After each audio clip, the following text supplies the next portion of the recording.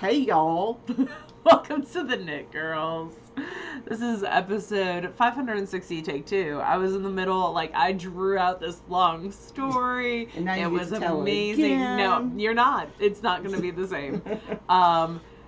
And then the screen went blank, and I was like, huh, that's interesting. And it turns out we were never recording. Yeah. So, whatever. You'll think after 500 560 episodes. No, to make sure the button was pushed, but it's fine. Anyway, I'm Laura, also known as Lola. Leslie, also known as You Don't Call Me Les. It's January 28th, 2022. We both use the she, her pronouns. This is a crafting podcast. She's knitting socks and the thing. Alright, so I went first, so I'm just going to go first again. You just missed my works in progress. So I am knitting some socks out of Knit Spin Farm in the Deep Wood Solstice Celebration colorway. I used Wendy Johnson's Taupe with Gusset pattern. I just got past the heel turn a couple inches ago. I will probably go, let's see, it starts in a brown. I will probably go to the light green and then start my ribbing. Ooh, that's coming up soon. Have you weighed your ball to see how far along? Why would I do that? Do you typically have leftovers when you? Yeah, a smidge usually. Right. I'll probably go to the next light green. That seems like that's a long. No, that's fine. I'll probably go to the next light green and then start ribbing. So this was not discussed. This is brand new content. A lot. But you just turned the heels. Yeah, a little bit ago, so an inch and a half ago, maybe. Yeah. So I'll probably make it like 5 inches and then some ribbing, and it'll be fine. It'll be a higher sock to wear with my boots. So toe up socks, knit magic loop style on size 1 needles. These are the Addy Sock Rocket squared. I have worn off all the coating on them. Someone was telling me when you do that you can return them to like a local yarn shop, but all our local yarn shops in Memphis closed. Yeah. So that's kind of sad. It's not kind of sad, it is sad. So I will have to, maybe next time I go to House of Yarn or something, I'll see if they'll take them back. That's probably where I got them, to be honest. But anyway, so I am knitting on that. Hopefully I will get the first one done tonight. That is living in my Fat Squirrel Little Gnomes bag. Super cute, and it matches really, really well. That was totally unintentional. So that is being worked on, and then I'm also working on my foolproof cowl on size 6 needles. It is at the stage where I have, so the way this is set up, the way this cowl is designed, is you start off with like a top-down shawl type construction, and you go until the measurement from the halfway point out is as wide as you want it to be. So you take a look at that, and I did, I don't know, what is that, 8 inches wide maybe? Maybe a smidge more. Yeah, around there. Which is how I like, about the thickness that I like my cowls. When they're up against my neck like that, that's about what I like. And then you start working on the bias on each side. You get to a certain length where they're equal, and then you start decreasing back down. Let's see if I can make that so you can see it. So I have just started the decreasing part. So this will become a triangle that closes through decreases. It's a nice pattern in that there is no picking up of stitches. There is no grafting. You just make it like you make it. And so this is out of some hand spun that I spun chain ply wise. So it's a 3-ply that is chained back up on itself, kind of like crochet wibby. And what that does when you spin that way is it creates stripes or blocks of color, which was perfect for this. I love this cowl because this is a great stash buster. You can use your first hand spun or any hand spun and really learn about your spinning. You can stripe stuff. So if you wanted to use just leftovers of the same weight, you could just stripe the whole thing. Yeah. Oh, an Advent or Minis kit would be perfect for this. And you can use any weight of fiber or yarn. And I brought one that I made a couple of years ago for me. This one is not for me. Also out of hand spun. This was a Knit Spin Farm bat. So 3 ounces of a Knit Spin Farm bat that I plied with a gray. So this is a 2-ply. It's lighter weight. I wanted something a little skinnier that I could like double over. So this still does have like little blocks of color because it was plied on a solid. But I wore this the other day, so I thought I would bring it. So when I wear it, this one, I let it go long and it's nice and skinny. And I have that little bit on the back of my neck to keep it from being cold. So it's pretty perfect for me, and it's a good length. I was talking earlier with Leslie, the first time we did this. I'm Leslie, hi. That lady over there. And I was talking about, I really like knitting with my hand spun. It gives me feedback as a spinner. But sometimes I spin things that I don't really enjoy knitting with just to do, just to try new things with my spinning. So for example, right now I'm spinning a singles out of a merino silk blend from Hip Strings that you guys will see next week after I do some finishing on it. And next week is going to be all about Laura's hand spun. Holy crap. Hopefully. Because I've got like over 2 pounds to ply this weekend. So, or finish up. I was going to say. And then more to finish. But yeah, sometimes like I'm spinning a single right now, and I don't typically spin singles to stay singles because I don't like knitting with singles, especially not like merino silk.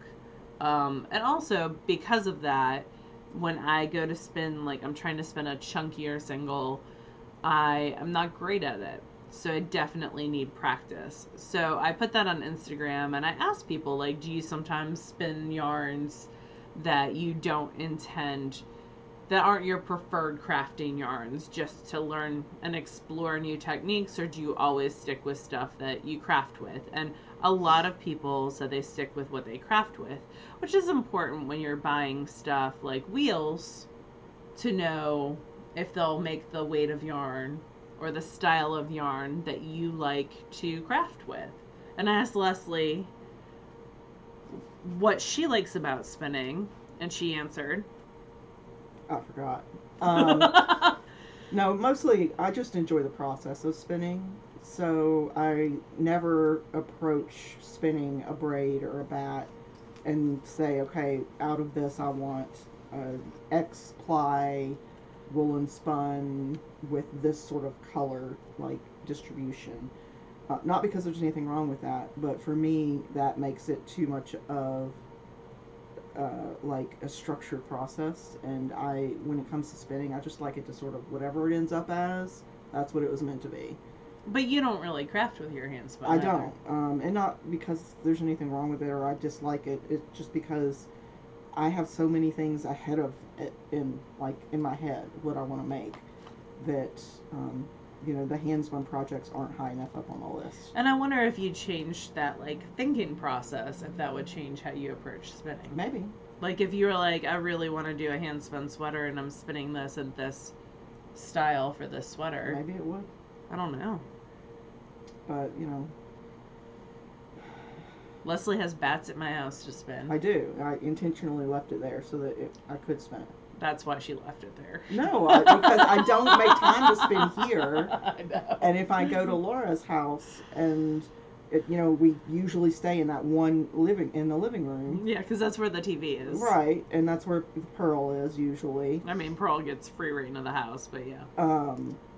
So if I go over there and I say, okay, I'm going to spin today, I don't have to faff around and spend 20 minutes rearranging things so that I can... She just steals the wheel and gets started. Yeah. Although you've been bringing... It's very easy. I could barely move my arm and stretch it out without hitting a wheel. So. You've been bringing your data list over, so that is your wheel.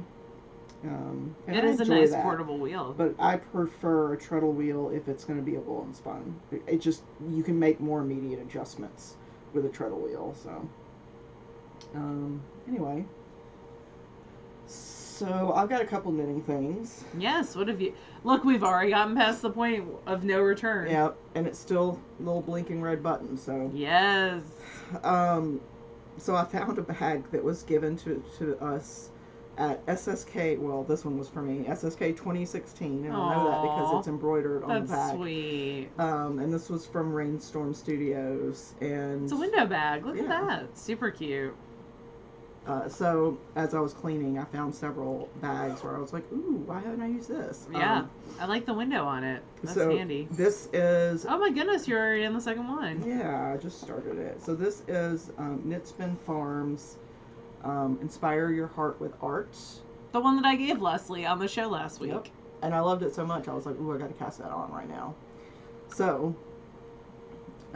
I have started sock number 2. I'm just on the ribbing. I prefer to do my socks top down. This one's not for me. I love this, but I thought I'm overdue in sending someone a gift, so I'm going to use this to send that person a gift. It'll be fun. But this is sock number 1. And I'm trying to make them identical, but I'm not going to be too precious about it. They may not match perfectly at the cuff and at the heel flap, but aside from that, they should match pretty well.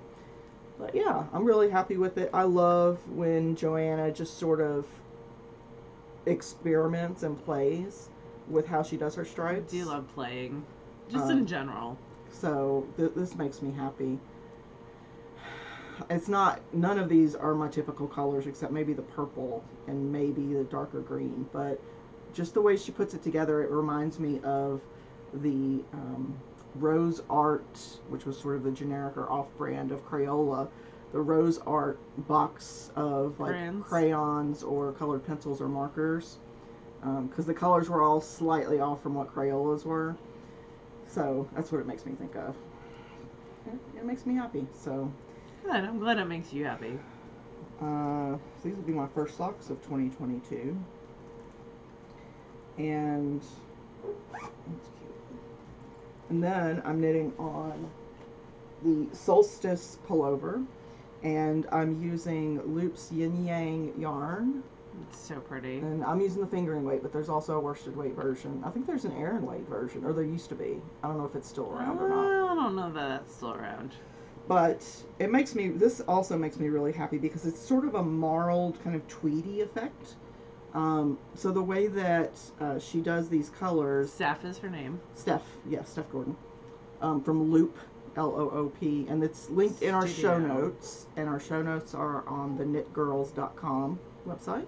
3 L's. She does great spinning fiber too. These bullseye bumps that are so fun. I don't know that anybody's ever sort of duplicated the way that she's done that, which is, I mean maybe they have. I haven't intentionally shopped. No. But she definitely was the original and the best at it that I've ever seen. So she designs these so they complement each other, 2 colors specifically. So in this instance, the red is called Body and the white is called Soul. And they all have names that... Yeah, it's like salt and pepper, or yeah. peanut butter and jelly, that sort of thing. Like it's a known sort of phrase where the 2 work together. And so there are 4 plies, and like the red will have 3 plies of red and 1 ply of white, and the white will have 3 plies of white and 1 ply of red. So they intentionally go together. I didn't realize there were 4 plies. Mm-hmm. That's cool. I think so. Yep. So the yarn is really soft, and I'm enjoying knitting with it. It is really nice. I enjoyed the sweater that the boxing that I made out of. And I expected it to be a little more splitty than it is because there's 4 plies, but I really haven't had that problem. And I love like 3 or more plies because it creates a nice round yarn. A nice balanced.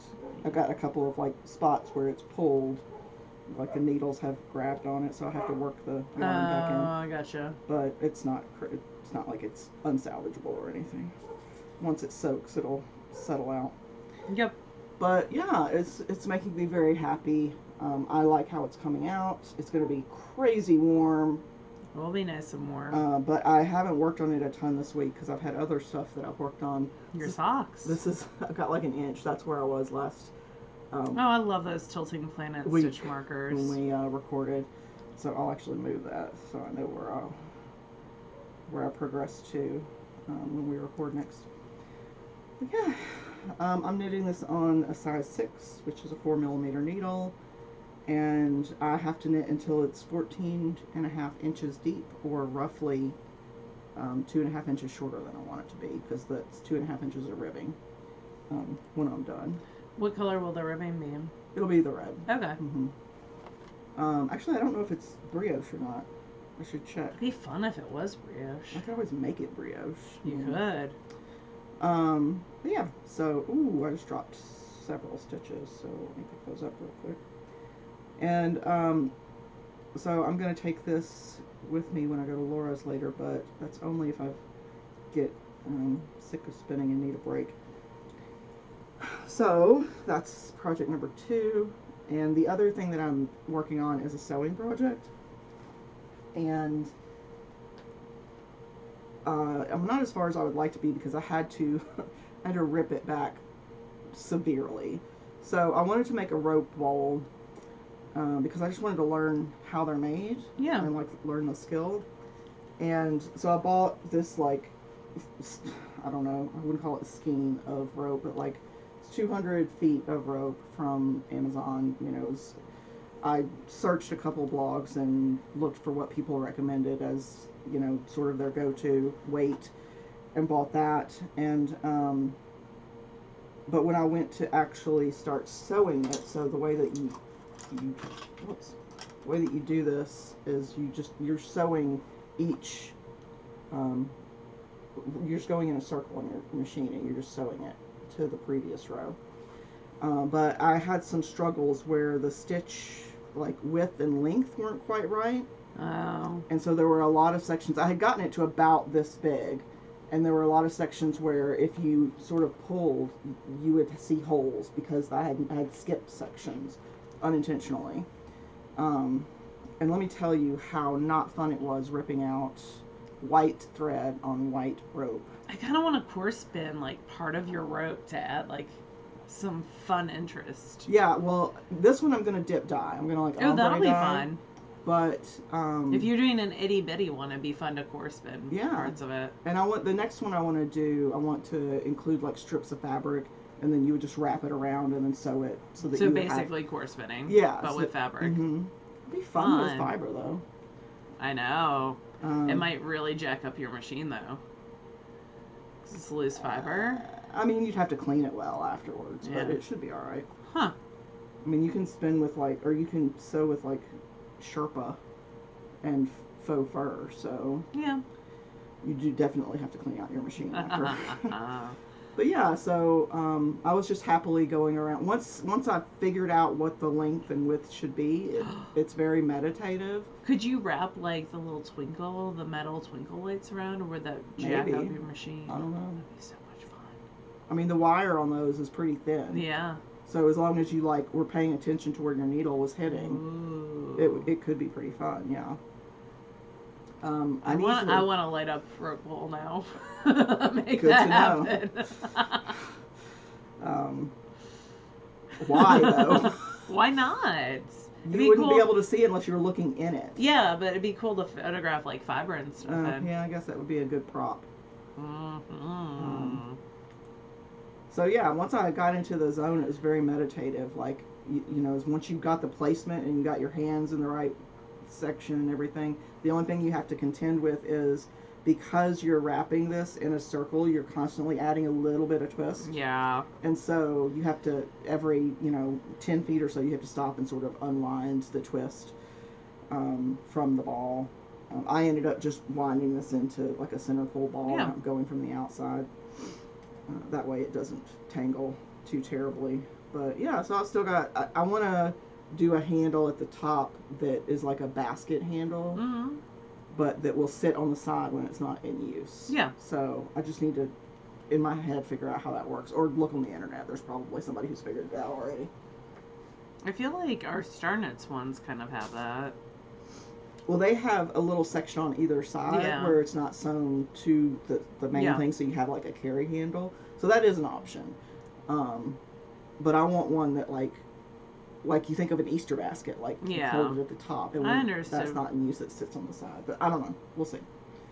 That's basically the whole show that I've got. I've got one finished thing, that's it. Oh, I have some spinning. I have no finished objects. So do your spinning first. Okay. We're going out of order. We're oh going rogue.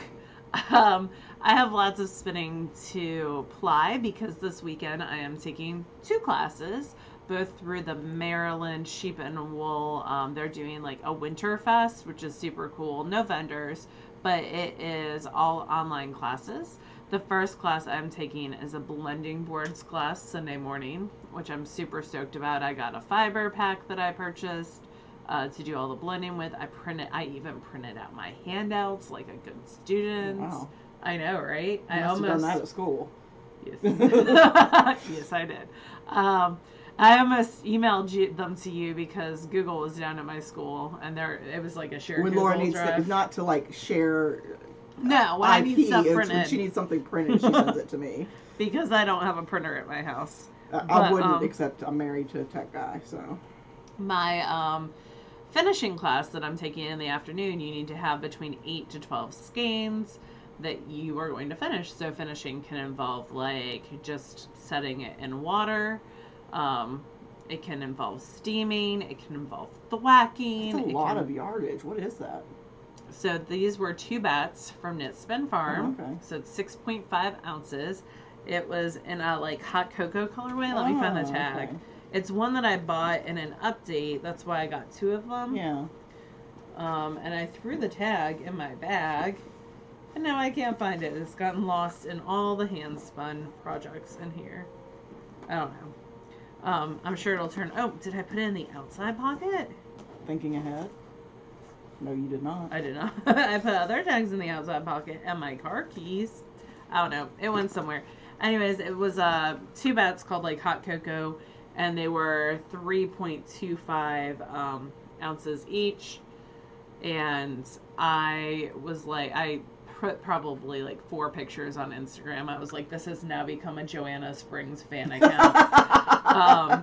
Because they were just spinning up. It's so freaking pretty. We are like, sort of a living Joanna Springs. I know. Like, it is, like, a long drawed. It's a 2-ply. It's 464 yards from that 6.5 ounces.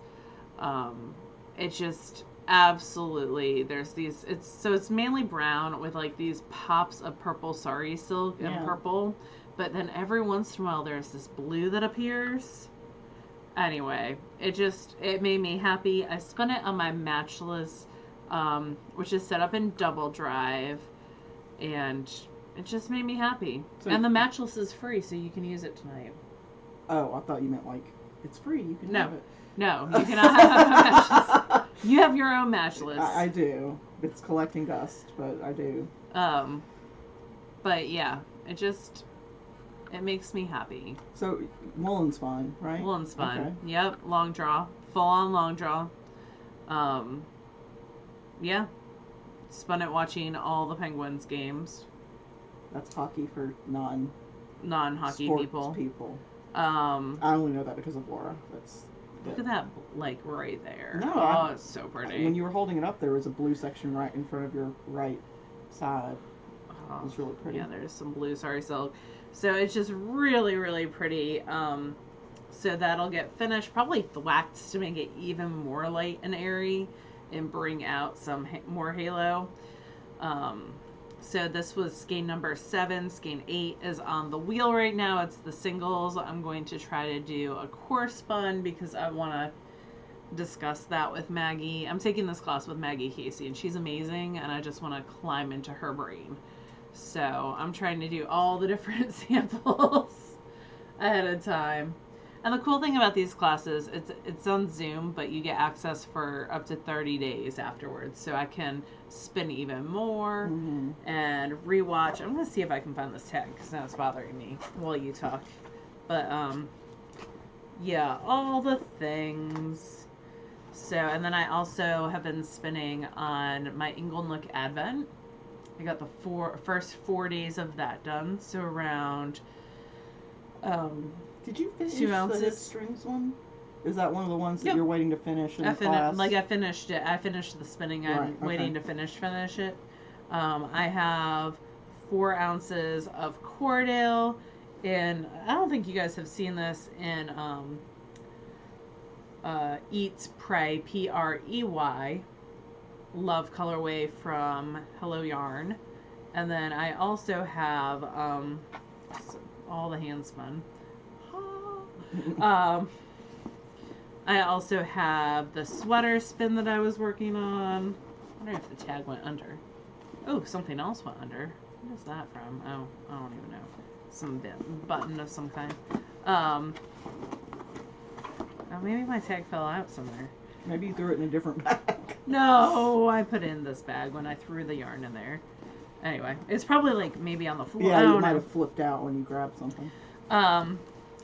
But I have that Eat, Pray, Love to do. I have the supply, and then I have the sweater spin, the 2 skeins from Wee Chickadee to apply together that I'm doing for the Shayna Lines one. Recalibrate. Yeah, and then I rewound all 5 bobbins for, you were there for that, because Pearl. Yeah. So, such a bad puppy the mommy. Mini Spinner, the Hanson Mini Spinner, has this thing called the Quill Attachment, which is essentially, it looks like a giant spike. Yep, it's but like, it has an end, like a cap on it. Yeah, it's like 10 inches long, and it fits into where the orifice is, usually the orifice reducer, and it has like a little plastic thing you put on the end to keep it from actually... Yeah, it's like a pencil eraser, really. Yeah, and... Laura was rewinding, and usually Pearl has learned like where she can stand. There it is. When Laura's spinning. What is it? It's the tag. No, I'm not. What is? Oh, it's Shetland, Cordale, Merino, Silk Noil, Sari Silk, Afternoon Cocoa was the name. 464 yards of a 2-ply. She used... I love Joanna because she like recycles and stuff. Yeah. So it's like the back of a tea box. That she, this was early on in her, because now she's got fancy tags made, but early on. Probably made from 100% recycled paper. Yeah. Which isn't me mocking. I love very Joanna. Inspired by how much she and Bill are conscious of the environment. So I was rewinding bobbins, and Pearl, bless her heart, needs to always be on top of me. And usually I have the mini spinner facing me, but because I was rewinding bobbins, it had to be on a different angle, so the quill was actually not facing me. She ran into it like 3 times. And it like grabbed her little hairs. Because it's wrapping around, so it grabbed her tail once, it grabbed her behind her ear, and you would think like the behind the ear was the first one, and it was very traumatic for all of us. Like Leslie came over and held her, and it didn't pull out any hair, it just like course spun it 10 around. 10 minutes later, where was she? Right back in it. With the crap dog. So she had to be placed in the kitchen while I finished up because like it was traumatizing me. It obviously was not traumatizing her at all because she just kept running right into it. If you're gonna be dumb, you gotta be tough. So poor Pearl. And thank goodness Leslie was there for the first one because she was crying but she was fine. It surprised her. Yeah, it was just shock. Yeah, like, oh, my hair's caught. It's like getting your hair caught like in a car door or something. Which if you have long hair, you have probably done. But anyway, that's my spinning. I've got lots to ply. But it'll be good. I don't have any spinning, but I do have a finished object. It was a sewing finished object, which is kind of what took most of my time because there was a lot of a learning curve with this. So I made, I don't have the pattern in front of me. Your dressing Actually, gown? I do. It's right there. See that orange folder? Yeah. I'm so tall I can reach things. This is how I store my sewing patterns after I open them. I put the paper, like the part you cut out, in an envelope, as well as the printed patterns. If it's a long pattern, I usually don't print it, but if it's short, I'll print it on both sides. This one is from Socialite Patterns, and actually there's a link in our show notes. Again, show notes are on TheKnitGirlls.com. If you sign up for her newsletter, you can get this pattern for free, or you can buy it on her Etsy shop. But, so this is from Socialite Patterns. I don't know the lady's name, but it's called the Allure Robe. And so the way that she's got it styled, it's sort of like a duster. It ties right there in the front. But I wanted more of like a wraparound robe, so I made some modifications to make that work. So I had this bubble gauze that I'd gotten from Joann's a couple months ago when they had it at like 60% off. That is a color. Yes, it is, and I don't care. So, one of the things that I did... You could always overdye it if you did care. I like it, so okay. Shut up. So the way that the pattern is designed to be cut out, the bodice and the skirt of it are one piece, but because I wanted to wrap, I wanted to have one of the strings, like the ties, to go through the side so that it could wrap completely around and under the bust like an empire waist. I separated the bodice and the skirt so that over here you can see there's a little hole. It's reinforced, it's like tacked down and everything, but so this sits right here on me, and I take the top and I wrap it over, put the string through, and then I wrap it around me. So I'll sort of show you guys. It's kind of hideous, and it's an old lady dressing gown, and I don't care. I've worn it every day this week. It's like me and my blanket hoodie. Yeah, that thing is hideous. But it glows in the dark. And it's great for taking pearl out at 2 a.m. So I just used some ribbon and just tacked it on, because this is the non-fancy version. I've got like ends that need to be like finished and stuff, but I just wanted to check to see if the modifications that I made would work. So aside from, I'll talk about the other modification in a minute. So this, you need a hand? I'll do it myself, mommy. So I take the top and I wrap it under. We'll loosen it. And then this wraps around, and then I can just wrap the tie around my back and then tie it underneath, right? So that's one modification that I made. And I didn't really have to modify the what was cut out. I just changed where it sort of laid. And the other modification that I made was that I added some panels. So I don't know what these are called. I thought they were godets, but godets seem to be more centered around the bottom of the, if you do a skirt, a godet is like a little peekaboo, swingy section. But I did the pattern, I added little like pie sections in between the front and the back. So like these two little pie shaped sections. So you have a side. Yeah, it's like a side panel. It's like in the shape of a pie, like a pizza slice. Like my lot that my house is built on. Although that's not super relevant for the people at home. But yeah, so I added those on the side, so that way, because I'm much larger than the person in the pattern, so these are what I'm talking about right here. Because I'm much larger than the person that designed the pattern, if I didn't add those panels, it would meet just barely in the front, but there would be no overlap, which is how hers is. Like there's you wanted overlap. There's no overlap of the skirt, but I wanted overlap of the skirt. I wanted it to be more like a bathrobe, sort of at the bottom where you got overlap. So I added those panels in. I had made this pattern once before, and it was a more lightweight version that I can wear like when it's hot outside.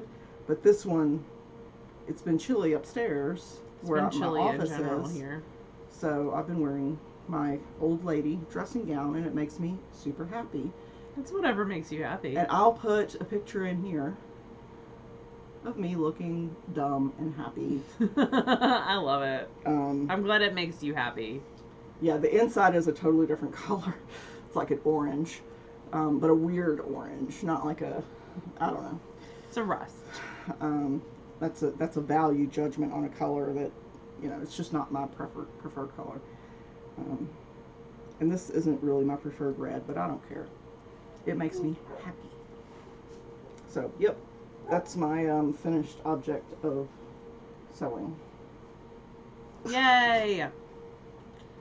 What about reading? What have you been reading? I've just been reading the same thing. Killers of the Flower Moon, which is, I'm reading the young adult version, and it is narrative nonfiction, and I have not had any time to read at work because all my coworkers keep getting COVID. And so, which ends up with you subbing classes, right? I've been subbing a little bit, which is fine. Yeah, it's fine. It just, you know, then you can't do the other things you planned to do, which is not the end of the world. It's fine. Well, I'm reading The Last Watch. Well, there's 2 books in the series. I don't know if that's the end of the series or not. But I was looking for something different, and I can't remember what book I had read. Oh, I think this was like, if you liked The Elder Race, you should try this one. The Elder Race was one I had just finished. So sometimes those suggestions are right on point, and sometimes they are not even a little bit. So I downloaded a sample, and I really liked it, so I bought the book, and this is, I think the digital version of the book was like $12, which I don't typically spend, unless I know I'm going to reread it. I generally won't spend that much on a book, but I really liked this one, and I imagine I will reread it. And I finished the first one last night and started the second one. And this one is pure sci-fi, but it's not hard sci-fi. So there's not like endless amounts of science and like formulas and all that stuff. And there's nothing wrong with that. Like there are people who love hard science fiction, and that's awesome. I don't understand math on the best of days, so it's hard science fiction is hard for me to enjoy. But, yeah, this one's got a really interesting concept on, like, the void and sort of the quote-unquote edge of the universe and how that's created and maintained. And it's something I hadn't read before, so I really liked it, and I started the second one last night. So it's pure science fiction. I think there's a tiny bit of a romance element. It takes up like a page and a half in the whole book, so I wouldn't consider it a romance book. What else? That's it for me. Wow, I feel like I've talked this whole episode. I don't know. I did a lot of talking at the front end. So. Yeah, and I thought it was worthless, so I didn't even bother recording it. I mean, that is pretty much our relationship right there. I asked Leslie how her week was going, and before she even answered, she was like, "Oh, you should, I gotta tell you." Like there wasn't even a pause after. So what's up with Leslie? Oh, I gotta tell you. Like it's like I'm not even offended. That's just how her brain works. But yeah, so we hope you guys have an awesome weekend. We do. The Patreon Stay warm. Folks, we have a VKN on Sunday. Yes. I'll be taking 2 classes and then doing Patreon, so I'm sure it'll be super fun. It was my choice. I wanted to make sure that we got Patreon in. Oh, we did a really cool fail along. Yeah. And I really enjoyed it. I'll put up the recordings. I've got November's and December's that are ready to go up, but for some reason YouTube didn't upload them the way they were supposed to. But anyway, those will go up this weekend when I put up the January fail along. If you're a Patreon member, which is Patreon's a way you can support artists of all sorts of types. Yep.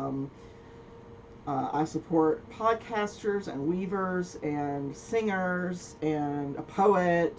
People and doing social justice, like yep. Lots of great ways you can support people, not just us. Reenactors that do really cool things. Yeah. So, like historians. There's a lot of people on Patreon that do really cool things.